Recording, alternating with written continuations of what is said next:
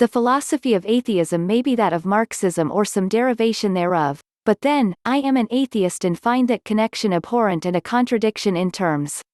I use the words abhorrent and a contradiction in terms because Marxism and its many Medusa-like venomous heads is no less that religious cause, save the secular mask hiding all those hideous contortions.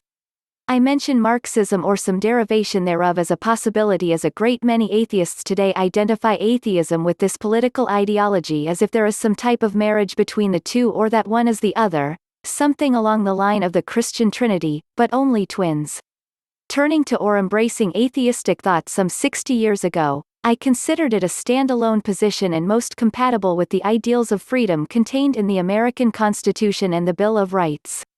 Later on and in reading Thomas Jefferson's many writings on the subject and his first and foremost allegiance to the Constitution, I found that the moral teachings, absent the later injected references to the supernatural, attributed to the Christian Jesus would also appeal to my position as an atheist as did the codified morality of the Jewish Ten Commandments, absent the supernatural. Atheism is much like theism, in that, of itself it says nothing except that one rejects the notion of a supernatural entity. For that theist, once creating a god, he now has to provide or build into that god those character traits that suit his needs and reflect onto this deity his own personal ambitions, i.e. Ra, Zeus, Yahweh, Jesus Christ, Buddha, or Muhammad.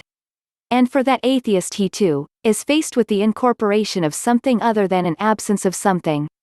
For me that was the American ideal of individual freedom and, for me, I can see no other. Even though all the people saying there is no philosophy of atheism are technically correct, that's not a very helpful answer in this case.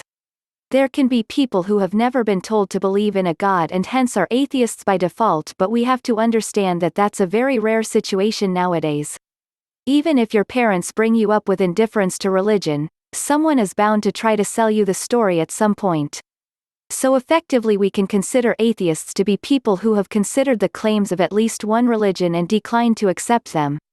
One philosophical position that is likely to be common to most or all atheists is that it's more sensible to accept the simple solution suggested by the evidence than to accept a solution involving an entire supernatural layer of the universe for which there is no evidence, even if some people insist that it's real. Here is the best example I can give for the philosophy of atheism. A few thousands of years ago, some people started writing down their thoughts and beliefs on the origin of human sentience, and the cosmos as a whole.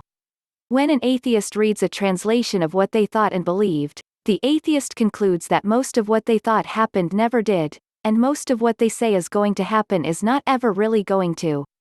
The end. Seriously, that's all there is to it. Some nomadic tribes of sheepherders from thousands of years ago create a few myths about creation. An atheist reads those myths and instead of thinking, wow, now I know exactly how everything came into being, how I should live my life, and what happens after I die, thinks, wow, people way back then sure had some silly ideas about how the world works.